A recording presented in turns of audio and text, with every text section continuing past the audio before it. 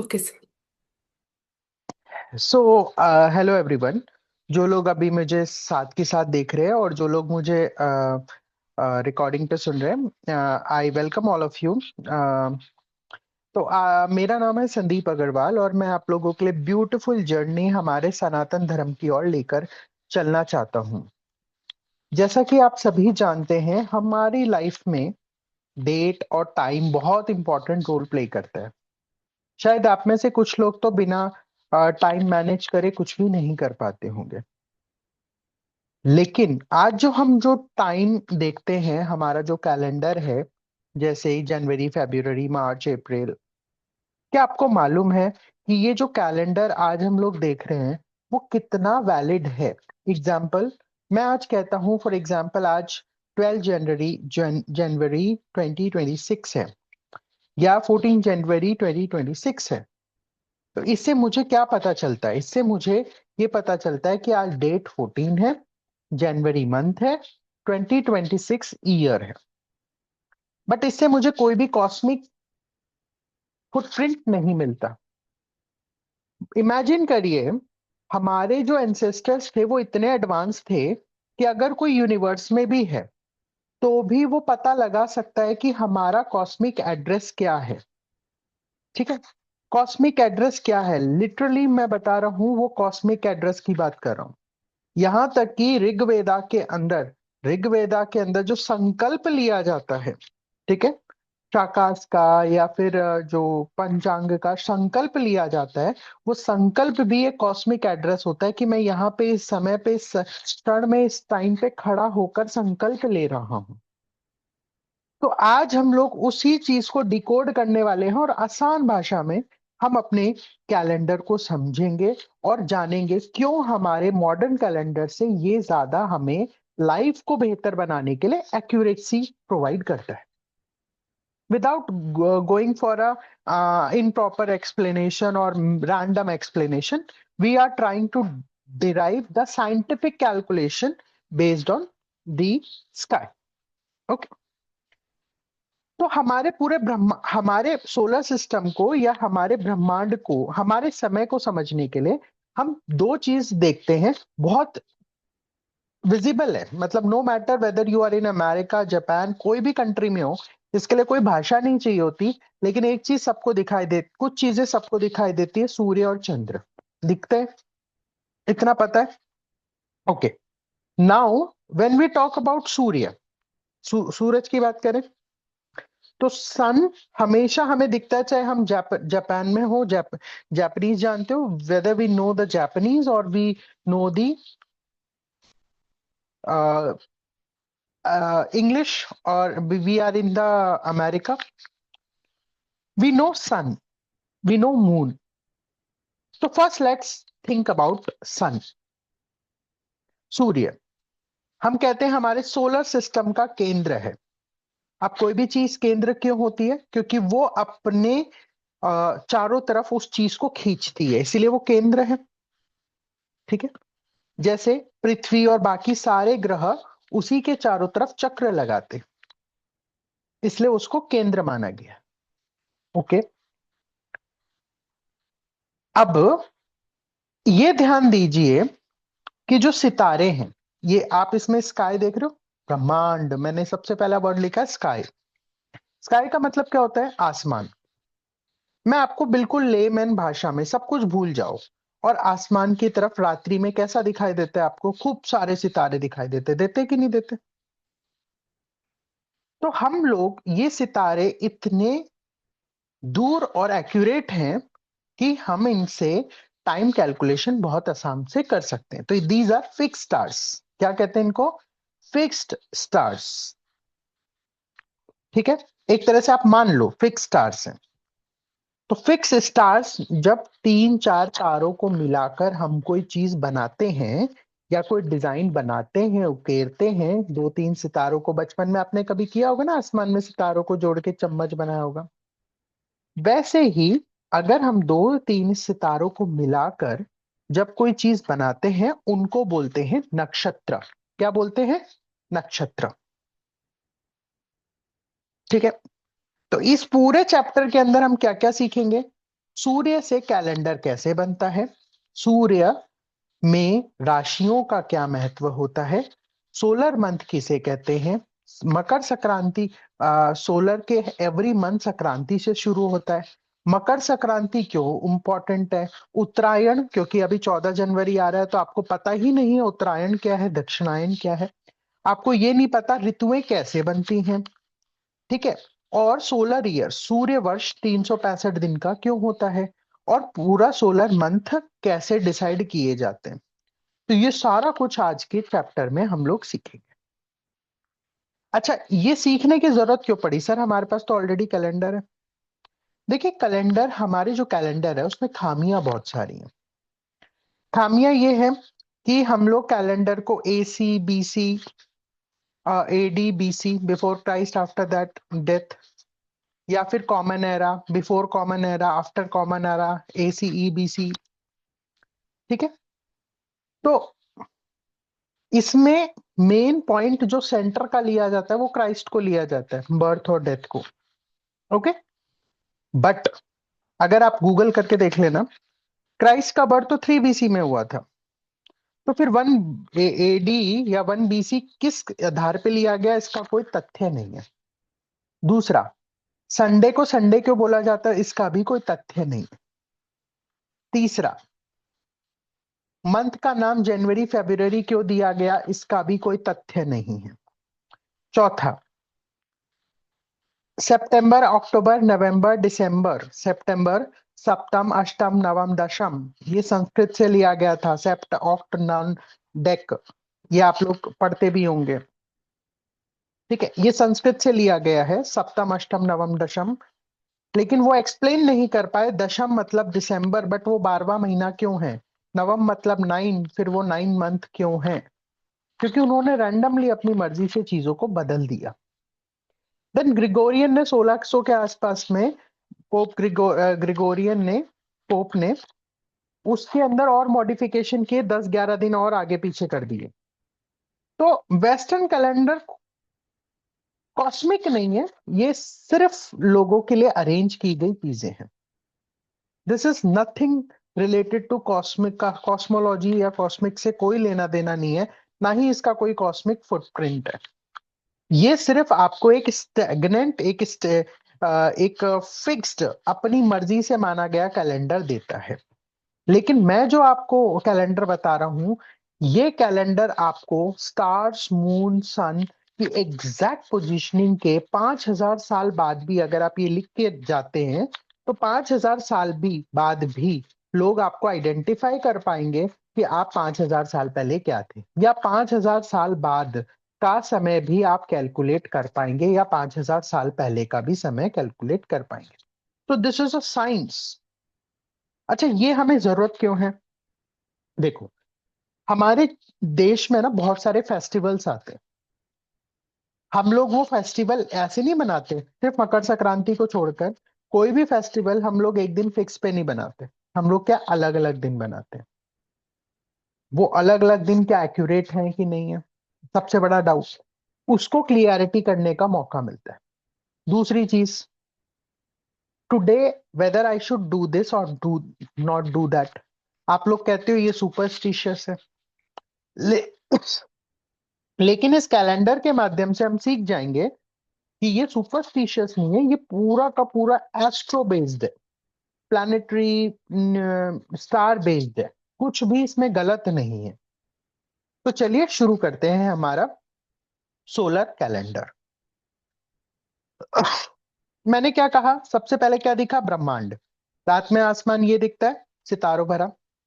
जब सितारों के अंदर कुछ तारों को जोड़कर हम कोई लाइंस ड्रॉ कर देते हैं, उससे बनते हैं नक्षत्र।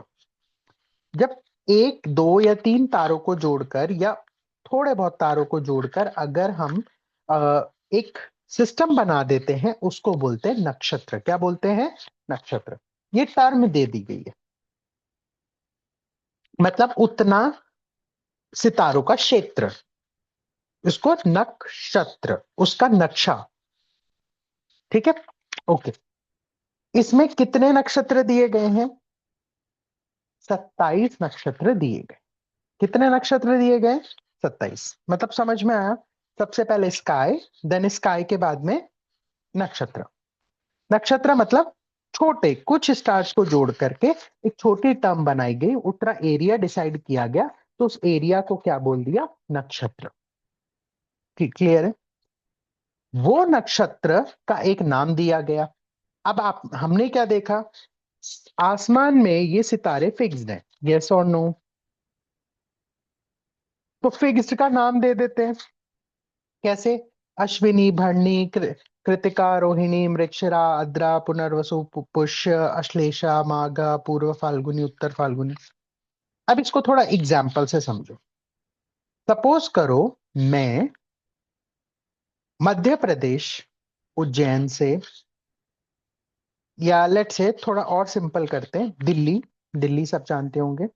दिल्ली से हम पहले मथुरा, मथुरा से लखनऊ, लखनऊ से कानपुर, कानपुर से बिहार, बिहार से कोलकाता जाएंगे। ओके, ये मैंने बीच में, अब आप बोलोगे सर ये क्या है? ये जगह है, राइट? क्षेत्र है, यस और नो? वैसे ही आसमान में ये क्षेत्र है, इसको नक्षत्र, नक्षत्र बोलते हैं। ठीक है, क्षेत्र।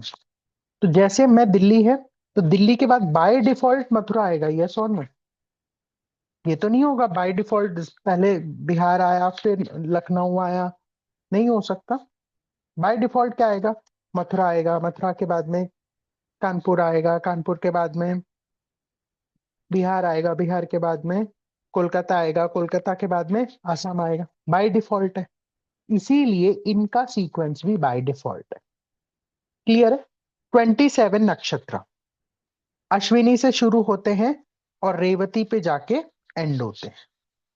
ठीक है, अश्विनी, भरणी, कृतिका, रोहिणी, मृगशिरा, आद्रा, पुनर्वसु, पुष्या, श्लेषा, माघ, पूर्व फाल्गुनी, उत्तर फाल्गुनी, हस्ता, चित्रा, स्वाति, विशाखा, अनुराधा, ज्येष्ठा, मूला, पूर्वाषाढ़ा, उत्तराषाढ़ा, श्रावणा, धनिष्ठा, सतभिषा, पूर्व भाद्रपदा, उत्तर भाद्रपदा और रेवती। क्लियर है? ये क्या है? 27 नक्षत्र। ओके, इतना क्लियर हो गया। आसमान से हम लोग नक्षत्र समझ लिए। अब क्वेश्चन चैट में मुझे जल्दी से बता दो, या कमेंट्स में मुझे जल्दी से बता दो कि 27 नक्षत्र क्यों एक ही सीक्वेंस में होते हैं? सिंगल सीक्वेंस में क्यों है 27 के 27 नक्षत्र है? क्योंकि कभी भी स्टेशनरी चीजें अपनी पोजीशंस नहीं बदलती हैं। लाइक दिल्ली टू कानपुर जाना है तो मथुरा और लखनऊ से होके जाएंगे। पहले ऐसा नहीं हो सकता कि दिल्ली से पहले कानपुर आए, फिर लखनऊ आए, और फिर, या दिल्ली से हमें कोलकाता जाना है तो हम यूपी आएगा, पहले बिहार आएगा, फिर कोलकाता आएगा। ये तो नहीं हो सकता ना, पहले कोलकाता आए फिर यूपी आए फिर बिहार आए। नहीं हो सकता, क्योंकि वो क्षेत्र क्रॉस करने पड़ेंगे, चाहे वो आप प्लेन से जाओ चाहे आप रोड से जाओ। ठीक है, समझ में आया? ठीक है, तो एक सर्कल में है। ये ब्रह्मांड कैसा है? एक हम लोग एक हेलिक्स को फॉलो करते, एक ऑर्बिटल को फॉलो करते, तो एक सर्कल में मान लो इसको, क्योंकि हर चीज ब्रह्मांड में एक दूसरे के आगे पीछे घूम रही है। तो ऑटोमेटिकली रेवती के बाद में क्या आएगा? अश्विनी। इतना क्लियर है? आगे बढ़े।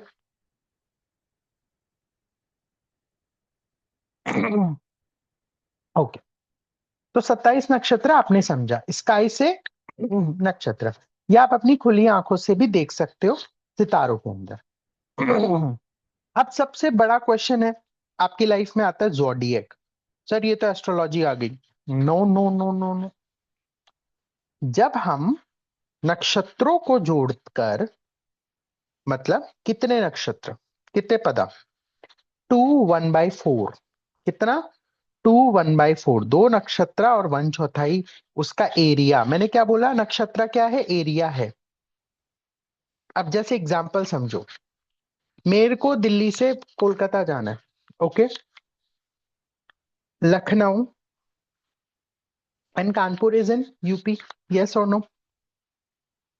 बिहार, पटना बिहार में है, करेक्ट? ठीक है, लेकिन मथुरा क्या है? यूपी में है, छोटा शहर है कंपेरेटिवली कानपुर और लखनऊ से छोटा शहर है मथुरा। तो और पटना फिर बिहार में है। तो मैं क्या कहूंगा कि अगर मुझे यूपी क्रॉस करना है तो मुझे एक लखनऊ, एक कानपुर और छोटा शहर मथुरा क्रॉस करना पड़ेगा। इतना एरिया पार करना पड़ेगा। आसमान में ये सर्कल में है। तो ऑलमोस्ट हर राशि, every zodiac need to cover 2.5 nakshatra to 1/4 nakshatra to make one rashi, to make one rashi. So joining two 1/4 nakshatras area together makes one rashi. Now you got it. Now rashis are what? Constellation of many stars. What is rashi? Constellation of many stars. फिर से आ जाते हैं। सबसे पहले हमने क्या देखा? Sky, skies में बहुत सारे सितारे थे। देन हम लोगों ने देखा कि उन सितारों के, छोटे छोटे सितारों का एरिया हम लोगों ने एक सर्कल में देखा और उन एरियाज को नाम दे दिया गया। अब उन एरियाज को कॉम्बो बनाया और हमने 12 राशियों में डिवाइड कर दिया। Got it? कॉम्बो बनाया। कॉम्बो कितने का? 2 1/4 का एरिया का कॉम्बो बनाया और 12 राशिज में डिवाइड कर दिया। ये राशिज होती हैं Aries, Taurus, Gemini, Cancer, Leo, Virgo, Libra, Scorpio, Sagittarius, Capricorn, Aquarius and Pisces. ठीक है, ये 12 में डिवाइडेड है। ठीक है, अब 27 को फर्दर डिवाइड किया 12 में।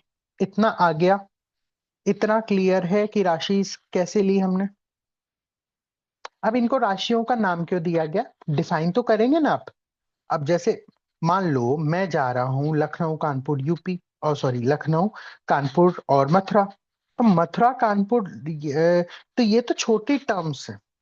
लेकिन अगर मेरे को इसको बड़े रूप में दिखाना है कि मैं किस एरिया से पास ऑन हुआ हूं, तो मैं बोलूंगा मैं उत्तर प्रदेश से पास ऑन हुआ हूं। यस और नो? तो दैट उत्तर प्रदेश बिकम्स राशि। ओके, तो जोडिएक समझ में आया। तो ऐसे पूरे टोटल कितने जोडिएक होते हैं, क्योंकि ये सर्कल में, एवरीथिंग इज सर्कल। यहाँ पे टाइम, काल, काल एक क्या है? चक्र है, साइकिल है। ठीक है, तो ये समझो कि वो एरिया यूपी है, तो यूपी इज व्हाट? जोडिएक। यहाँ पे थोड़ा क्लियर हुआ। अब इससे आगे चलते हैं। ठीक है, अब हमने देखो वापस से मैंने पिक्चर में दिखाया, बहुत ही प्यारा सा छोटे छोटे नक्षत्र है। ये छोटे छोटे नक्षत्र है, इन नक्षत्रों के नीचे राशियां हैं। अब ये देख लो, छोटे छोटे नक्षत्र है, नक्षत्रों के नीचे राशियां। ठीक है, ये रिप्रेजेंटेशन पर्पस है, ये एक्चुअल नहीं है बट रिप्रेजेंटेशन पर्पस है। ऊपर छोटे नक्षत्र है, नीचे राशियों के हैं, और राशियां रिप्रेजेंट करती। ये क्या है? बैकग्राउंड है। क्या है? बैकग्राउंड। अब जैसे मान लो आपके घर में एक्वेरियम है। ठीक है, एक्वेरियम पे आपने क्या है? पीछे पोस्टर लगा रखा है। क्या लगा रखा है? पीछे पोस्टर। पोस्टर में एक साइड घर बना हुआ है और एक साइड पेड़ बना हुआ है। तो अगर मछली घर से पेड़ की तरफ गई तो आप समझ रहे हो मछली ट्रैवल कर रही है। करेक्ट? इसी तरह से अब ये जो स्टार्स होते हैं, जोडियक एंड नक्षत्र, ये क्या है? फिक्स्ड है। क्या है? फिक्स्ड है। They are fixed. ठीक है, अब इनके रिस्पेक्ट में चाहे वो प्लैनेट मूव करे, सूर्य, सन मूव करे, प्लैनेट मूव करे, अर्थ मूव करे, मून मूव करे, कुछ भी मूव करे, उसको हम क्या बोलते हैं? प्लैनेट मूव करे, सन मूव करे, मून मूव करे, कुछ भी मूव करे, उसको क्या समझते हैं हम? प्लैनेट मूव किया, सन मूव किया, मून मूव किया, वो किसके रेस्पेक्ट में मूव करेंगे? इन्हीं ज़ोडिएक और नक्षत्र। क्लियर हो गया? इसी से ही फॉर एग्जाम्पल, अब आप बोलोगे सर फिर हम ब्रह्मांड में कहा है? हम धरती पे हैं। तो now you consider earth as a centre. What? You will consider earth as a centre because we are observer. देखो ध्यान दो, हम क्या मानते हैं? पूरे ब्रह्मांड के सेंटर में सन है। करेक्ट? लेकिन हम थोड़ी देख सकते हैं सन के ऊपर खड़े होके। करेक्ट। हम कहाँ है? धरती पे हैं। ठीक है। तो धरती के ऊपर हम जिस स्थान पे हैं that is our centre. Okay. यहां से हम सूर्य को भी देख रहे हैं, चंद्र को भी देख रहे हैं, प्लैनेट्स को भी देख रहे हैं, सितारों को भी देख रहे हैं, नक्षत्रों को भी देख रहे हैं। अगर मेरे को मान लो फॉर एग्जाम्पल मेरे को पाइसेस दिख रहा है स्काई में। मेरे को क्या दिख रहा है? पाइसेस दिख रहा है स्काई में। ठीक है। मेरे को क्या दिख रहा है? पाइसेस दिख रहा है स्काई में। और इसके पीछे कोई नक्षत्र दिख रहा है और इसके आगे से मून गुजर रहा है। तो मैं क्या कहूंगा? Moon is in the Pisces. अब इसको एग्जाम्पल से समझो। मैं आसमान से देख रहा हूं, मुझे लखनऊ दिख रहा है और वहां पे मुझे एक रेड कलर का ट्रक दिख रहा है जो मेरे सामान से लोडेड है। ठीक है। जीपीएस में देखते हो ना जोमेटो वाला कहाँ आ गया। तो जब आपका सपोज आपने जोमेटो से ऑर्डर किया और आपका एड्रेस है सी और जोमेटो आ रहा है ए से, तो वो बी क्रॉस करते हुए आएगा। ठीक है। तो अगर वो बी क्रॉस कर रहा है तो आप अपने ऐप पे क्या देखते हो? ए से बी में आया। तो आप क्या कहोगे? जोमेटो वाला अभी बी लोकेशन पे पहुंच गया है। तो हम ये बोलते हैं जोमेटो वाला तो बी वाली को बी कॉलोनी में है। यस। इसी तरह हम लोग चंद्रमा, मून, प्लैनेट्स को भी ये कहते हैं कि वो लोग इस कॉलोनी में हैं। Got it? पाइसेस में है। समझ में आ गया? सन अगर पाइसेस में है तो हम कहते हैं सन पाइसेस में। सैटर्न अगर पाइसेस में है तो हम उसको कह देते हैं सैटर्न पाइसेस में। जुपिटर अगर पाइसेस में है तो हम उसको कह देते हैं जुपिटर पाइसेस में। Got it? इतना क्लियर है?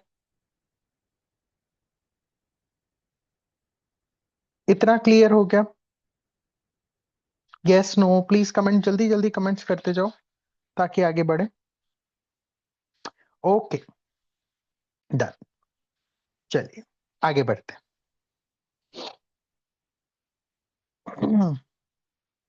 अब यहाँ पे सेंटर में क्या है? अर्थ है। ठीक है। ये जो बगल में डायग्राम बना हुआ है सेंटर में क्या है? अर्थ है। ठीक है। अर्थ क्या देख रही है? सन को देख रही है। सन कैलेंडर बना रहे तो किसको देखेंगे? मून को थोड़ी देखेंगे, सन को ही देखेंगे। तो हम सन को देख रहे हैं। ठीक है। अब सन अगर पाइसेस में है, राइट, मैंने यही तो बताया अभी। अगर सन पाइसेस में है तो वो कौन सी राशि का सन हो गया? पाइसेस का सन हो गया। यस और नो? अब बताते हैं। सन का मंथ शुरू होता है संक्रांति पे। यस और नो? हिंदी में संक्रांति बोलते हैं उसको, मंथ स्टार्ट को। अब जैसे मकर संक्रांति है, ये बहुत फेमस संक्रांति है क्योंकि इसमें टिल्ट शिफ्ट होता है, वो समझाऊंगा मैं। तो बेसिकली मकर संक्रांति है। मकर मतलब मकर राशि। यस, पता ही चल रहा है मकर राशि। संक्रांति मतलब नया साल। तो मतलब सूरज मकर राशि में प्रवेश कर रहा है। किस में कर रहा है? मकर राशि में प्रवेश कर रहा है। मतलब कैप्रिकॉन में प्रवेश कर रहा है।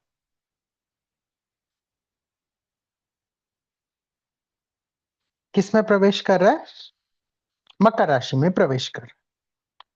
तो मतलब क्या है? 14 जैन को सन के पीछे हमें कौन सा नक्षत्र दिखेगा? मकर।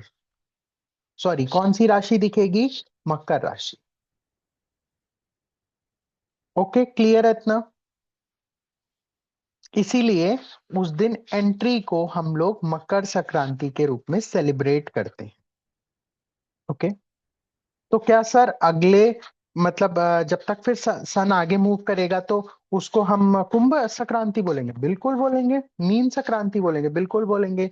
एरीज संक्रांति बोलेंगे, taurus Sankranti, Gemini Sankranti, cancer Sankranti, Leo Sankranti, Sankranti Libra Sankranti, scorpion Sankranti and Sagittarius Sankranti बोलते ही हैं।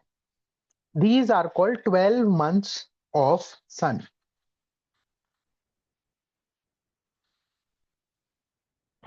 अच्छा, तो वन संक्रांति के बाद में सन का वन मंथ कितने का होता है? मतलब सन एक ज़ोडिएक में से ट्रैवल करके दूसरे में एंट्री कितने दिन में लेता है? अब सन, अर्थ क्या है ना, घूम रही है। सन स्टेशनरी मान लो, अर्थ क्या है, घूम रही है। ठीक है, कितना घूमेगी? 360 डिग्री। इस तरह से देखो कि हमारा 12 महीने, आवर 12 मंथ्स, हमारा 12 महीने, our 12 months is equals to 1 year, yes or no? Our 12 years equals to 1 year. Oh, sorry, our 12 months equals to 1 year. Correct? मतलब ये सपोज करिए ये सेंटर में सन है और सन के चारों ओर घूमने में अर्थ को 1 साल लगता है। तो मतलब वो थोड़ा सा 30 डिग्री घूमेगी तो 1 महीना बीतेगा, फिर 30 डिग्री घूमेगी तो 2 महीना बीतेगा, फिर 30 डिग्री घूमेगी तो 3 महीना, 4 महीना, 5 महीना, 6 महीना, 8 महीना, 9 महीना, 10 महीना, 11 महीना, 12 महीना, और वो वापस आ जाएगी। करेक्ट है? तो जब ये अर्थ घूम रही है इतनी दूर, तो ये सन है, तो सन के पीछे कौन सा ग्रह दिख रहा है हमें? मकर राशि। कौन सा राशि दिख रही है? मकर राशि। ये कितने दिन तक दिखती है? अप्रोक्सीमेटली 29.5 डेज तक दिखती है। अप्रोक्सीमेटली एक अप्रोक्स, देखो अप्रोक्स इसलिए क्योंकि अर्थ की गति भी अलग अलग होती है, ध्यान रखना। Earth do not revolve around the sun at a fixed rate, ध्यान रखना। इसीलिए कोई मंथ में थोड़ा ज्यादा, कोई मंथ में थोड़ा कम। नहीं तो क्या होना चाहिए? टोटल कितना डिग्री है? 360 डिग्री।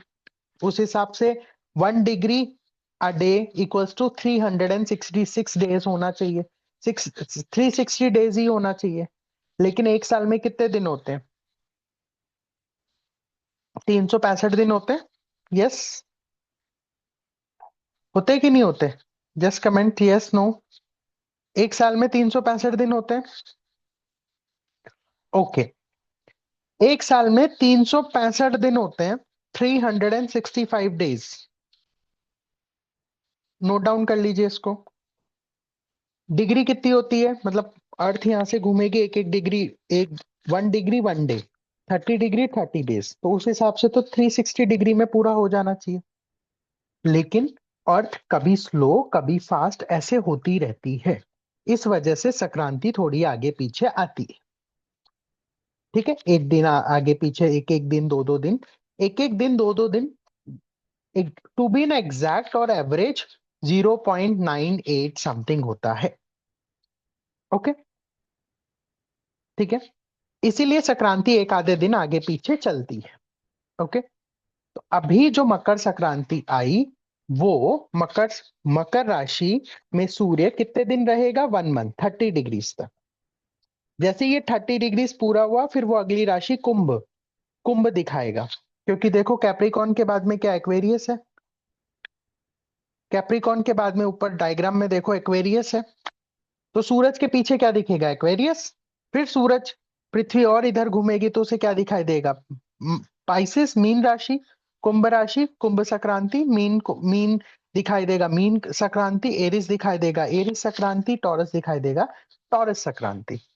ठीक है जी, जेमिनी दिखाई देगा तो जेमिनाई संक्रांति। इस तरह से हो जाएगा। क्लियर है इतना? इस तरह से 12 महीने ऑफ सोलर बनते हैं। आसान है। ये देख लो, ये दिखाया गया स्काई सर्कल इज 360 डिग्री, 12 राशि 30 डिग्री, मतलब 30 दिन की एक राशि होती है। लेकिन 360 दिन नहीं होते, मैंने बताया ना। तो ये रहा। अब ये पृथ्वी को सेंटर बनाया। अब पृथ्वी क्या है? सूर्य के चारों तरफ घूम रही है। ठीक है, खुद भी तो घूम रही है और सूर्य के चारों तरफ भी घूम रही है। तो सूरज के पीछे क्या दिख रहा है, इसको वो देखना है। सपोज आप दिल्ली में रहते हो, आपको सनराइज दिख रहा है, तो सूरज के पीछे कौन सा नक्षत्र है, वही उस वो पूरे महीने तक चलता है। वन जोडियक, मतलब एक राशि सूर्य की 30 दिन तक रहती है। कितने दिन तक रहती है? 30 दिन तक रहती है। और एक महीने में सूर्य कितने नक्षत्र पास करता है? टू 1/4, दो नक्षत्र और उसका 1/4, तीसरे का 1/4। ये देखो ध्यान से, सन किस में है? मेष राशि में है कि नहीं है? किस में है? मेष राशि में।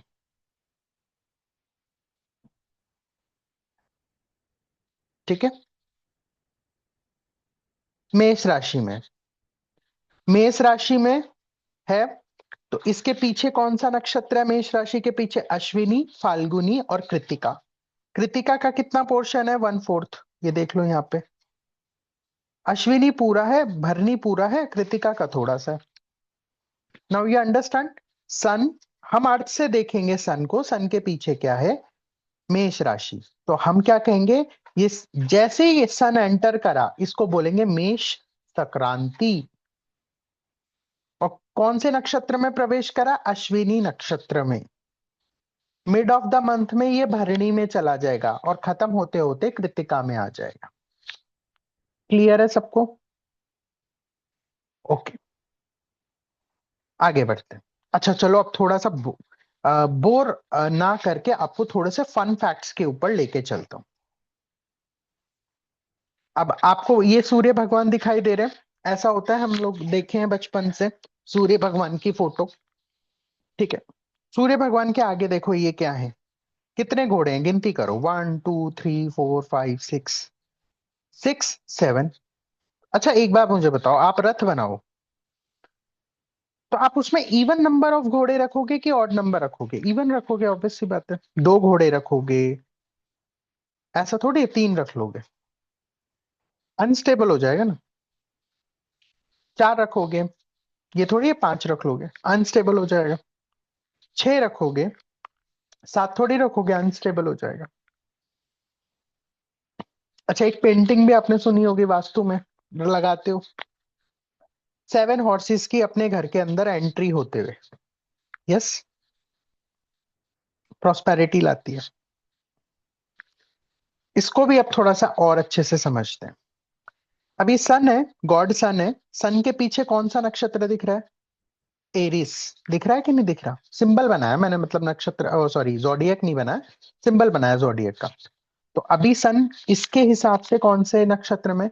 ये है एरिस संक्रांति। कौन सी संक्रांति? मेष संक्रांति, जो अभी डिस्कस कर रहे थे। ओके, आगे बढ़ते हैं। इसमें देख लिया आपने, ये सन गॉड है, सन के 7 हॉर्सेस हैं, ये याद रखना क्योंकि आगे काम आएगा। अब हम पृथ्वी से भगवान को देखते हैं, सूर्य को देखते हैं। ओके, पृथ्वी से हम सूर्य को देखते हैं। तो पृथ्वी से 1 महीना लगता है सन को एक जोडिएक में आने में, एरिस में। तो सन, पृथ्वी से हम सूर्य को देख रहे हैं, तो 1 महीने तक वो एक ही राशि में रहते हैं, ये दिखाया हुआ है। यहां से संक्रांति शुरू होती है 30 डिग्रीज पे। क्लियर है? अच्छा, अब थोड़े से क्वेश्चंस ले लेते हैं आप लोगों के। क्या संक्रांति हर मंथ आती है? यस, संक्रांति हर महीने आती है। जब सूर्य एक राशि से दूसरी राशि में प्रवेश करता है तो उस दिन को संक्रांति कहते हैं। एक साल में कितने महीने होते हैं? 12 महीने, मतलब 12 राशि। ओके, जनवरी को के अंदर आती है मकर संक्रांति, फरवरी में आती है कुंभ संक्रांति, मार्च में आती है मीन संक्रांति, अप्रैल में आती है मेष संक्रांति, मई में आती है वृषभ संक्रांति, जून में आती है मिथुन संक्रांति, जुलाई में आती है कर्क संक्रांति, अगस्त में आती है सिंह संक्रांति, सितंबर में आती है कन्या संक्रांति, अक्टूबर में आती है तुला संक्रांति, नवंबर में आती है नवंबर में आती है वृश्चिक संक्रांति और दिसंबर में आती है धनु संक्रांति। ओके जी, ये सारी संक्रांतियां आती हैं। अच्छा, क्या सब संक्रांति उत्तरायण होती हैं? नहीं जी, केवल दो संक्रांति होती है। एक तो जनवरी में जो आती है वो उत्तरायण कहलाती है, और जून या जुलाई में जो आती है उसे दक्षिणायन संक्रांति बोलते हैं। अब वो क्यों बोलते हैं वो मैं समझाऊंगा। उत्तरायण, उत्तरायण का मतलब होता है उत्तर दिशा, आयन मतलब उत्तर दिशा की तरफ झुकना, सूर्य का रोशनी ज्यादा उत्तर में पड़ना। आपको सभी को पता है अर्थ हमारी टिल्टेड है, ऐसे नहीं है सीधी की सीधी पड़ रही है, अर्थ हमारी ऐसे। तो ऊपर वाला हिस्सा झुका हुआ है सूर्य की तरफ, तो ज्यादा रोशनी मिलेगी, यस और नो। अभी आप देखो हीटर की तरफ ऐसे हाथ करो तो पूरे हाथ पे हीट लगेगी, लगेगी, पूरे हाथ पे हीट लगेगी। लेकिन अगर आप अपने हाथ को ऐसे आगे इस तरह से टिल्ट कर दो तो आपकी उंगलियों पे ज्यादा हीट लगेगी। तो आप ये समझ लो उत्तरायण में पृथ्वी इस तरह से हो जाती है जिससे सूरज की हीट ज्यादा लगती है, इसलिए उसको उत्तरायण बोलते हैं। और जुलाई में जब हमारा दक्षिण मतलब जब वो धरती घूमती घूमती इस तरह से हो जाती है, मतलब इस तरह से वो टिल्ट सूरज के सामने आ जाता है उसका, तो इस पे जो हीट लगती है तो उसे बोलते हैं दक्षिणायन। ओके। जब उत्तरायण होता है तो समर आते हैं, क्यों? सन के पास में है। देखो ये सूरज है, सूरज के पास में हाथ है तो गर्मी लग रही है, समर्स आएंगे, बसंत ऋतु आएगी, ऋतुएं बनती हैं। ठीक है। और ये जैसे ही आएगा तो ये नॉर्थ दूर चला गया, साउथ पास आ गया, तो यहाँ पर हीट पड़ी।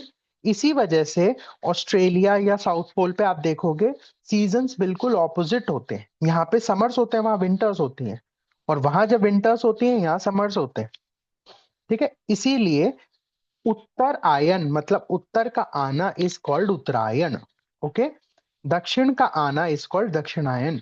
ओके। तो ये देख लो मैंने यहाँ पे डायग्राम से समझाया हुआ है।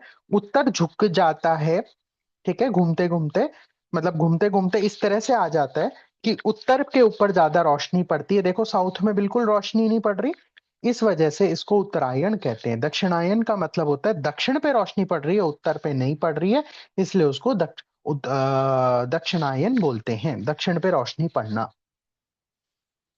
सूरज का उत्तर नॉर्थ दिशा में चलना मकर संक्रांति का शुरू होता है। मकर संक्रांति से ये एकदम नॉर्थ में रोशनी पड़ना शुरू हो जाता है। उत्तरायण को इंपॉर्टेंस क्यों है? हमने कभी दक्षिणायन संक्रांति तो नहीं बनाई, उत्तरायण तो बहुत बनाई है। ओके, मैं बता देता हूँ। उत्तरायण में हम उत्तर में सूर्य आ गए, सूर्य मतलब ग्रोथ आ गई, प्रोस्पेरिटी आ गई, शुभ काम आ गए, उत्सव आ गए। इसीलिए शादी, गृह प्रवेश, दान पुण्य सारे काम उत्तरायण में होते हैं, क्यों? सूर्य आ गए। अब दक्षिणायन में क्या होता है कि सूर्य चले जाते हैं। ठीक है। अब आप देखो दक्षिणायन में कहा उत्तर से सूर्य चले गए, हम कहाँ रहते हैं? उत्तर में रहते हैं, ये रहते कि नहीं रहते? तो इसीलिए दक्षिणायन होता है, तब उस टाइम पे क्या होता है? श्राद्ध होता है, श्राद्ध आते हैं ना, याद करो उसी टाइम पे जुलाई, जुलाई से दिसंबर, जुलाई में श्राद्ध आते हैं। फिर क्या आता है? दीपावली, अंधेरे की पूजा, अंधेरे में पूजा होती है ना, रात्रि में पूजा होती है। कार्तिक मास, शाम संध्या की पूजा। ठीक है। चतुर्मास, ध्यान, मेडिटेशन, सब कुछ इसी में ही होता है। तपस्या, व्रत जो भी है, कार्तिक मास भी इसी में आता है, सब कुछ इसी में आता है। ठीक है। नवंबर, दिवाली के बाद तो जो भी मेजर मेजर है सब कुछ दक्षिणायन में आता है, व्रत, नियम, तपस्या। और जितने भी हैप्पी खाने पीने वाले फेस्टिवल्स आते हैं वो सारे आते हैं उत्तरायण में। ठीक है। इसी का, इसका तो शुरुआत ही गुड़ से होता है, स्वीट से होता है, जैगरी से होता है, राइट। अब देखो आप इसके साथ में कई सारे फेस्टिवल्स ही फेस्टिवल्स अभी आ जाते हैं आपके, फाल्गुन आ जाता है। ठीक है। ओके। इसीलिए देखो होली दिन का त्योहार है, वहीं दिवाली दक्षिणायन में आती है इसलिए रात का त्योहार है। जन्माष्टमी रात का त्योहार है, होली दिन का त्योहार है, दिवाली रात का त्योहार है। समझ रहे हैं? तो ये इस तरह से ये काम करता है। ओके। रामनवमी दिन में सेलिब्रेट करते हैं, कृष्ण जन्माष्टमी रात में सेलिब्रेट करते हैं। तो इसके पीछे लॉजिक्स हैं बहुत ज्यादा। ठीक है। अब एक और कोइंसिडेंस मत समझना गाइस। कभी आप कोई स्केल ग्लास लेकर सूरज की आने वाली रोशनी के ऊपर डालोगे तो आपको इस तरह से रेनबो मिलता है। आपने बचपन में कभी किया भी होगा, या बारिश की जब बूंदें पड़ती हैं तो आसमान में इंद्रधनुष रेनबो बनते हुए देखा होगा? देखा है? Yes, no? तो आपको नहीं लगता कि ये को इंसिडेंस है कि रेनबो में भी 7 कलर होते हैं और हॉर्स में भी सूर्य के हॉर्स भी 7 होते हैं? It is not a coincidence. Our ancestor know this thing कि 7 घोड़े क्यों लगाए गए, क्योंकि सूर्य की रोशनी में 7 रंग समाहित होते हैं। तो आप पेंटिंग से ज्यादा अपने घर में कोई क्रिस्टल लगाओ जिससे कि धूप आए तो वो क्रिस्टल पे पड़े तो आपके घर में 7 रंग आए आपके घर के अंदर। इससे ज्यादा आपको वास्तु क्लियरेंस मिलेगा rather than just putting the pictures. Picture से फायदा होगा, बट द थिंग इज कि यू कैन यूज क्रिस्टल्स और 7 कलर्स, प्रिज्म, इस तरह की चीजें लगाना से आपको ज्यादा बेनिफिशियल बेनिफिट्स देखने को मिल सकते हैं। अगर आपको मंथ्स याद नहीं रहते, थोड़ा सा मैं टिप दे देता हूँ, संक्रांति याद नहीं रहती तो आपको याद कैसे रखना है? वैसे तो सन का है, सन का इतना कैलेंडर आपको समझ में आया, इजी था। अगर सन का आपको इतना कैलेंडर समझ में आ गया तो हम आगे का कैलेंडर देखते हैं। हिंदू महीना चैत्र का चित्रा नक्षत्र को रिप्रेजेंट करता है। कभी आप लोगों ने सोचा नहीं होगा, ये मंथ तो किसी को याद नहीं होंगे। आज स्कूल में अगर आपको जनवरी, फरवरी, मार्च, अप्रैल नहीं आता, लोग बेवकूफ समझते हैं। लेकिन अगर आपको हिंदी मंथ के नेम्स नहीं आते तो आप बड़े होशियार हो। नहीं, ऐसा नहीं है, because you don't know the cosmic values. हमारे देश की कॉस्मिक, हमारे देश ने जो आपको दिया है उसकी कॉस्मिक वैल्यूज ही नहीं पता आपको। You don't know the exact cosmic positioning that is happening in around us. हमारे यूनिवर्स में क्या हो रहा है आपको पता ही नहीं है। एग्जाम्पल, मार्च में आपकी चैत्र नवरात्रि आती है। मार्च में आपके चैत्र नवरात्रि आती है।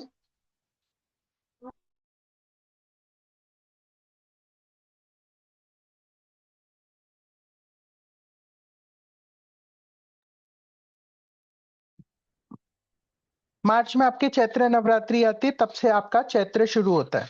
ओके, वो चैत्र वर्ड शब्द आया है चित्रा से।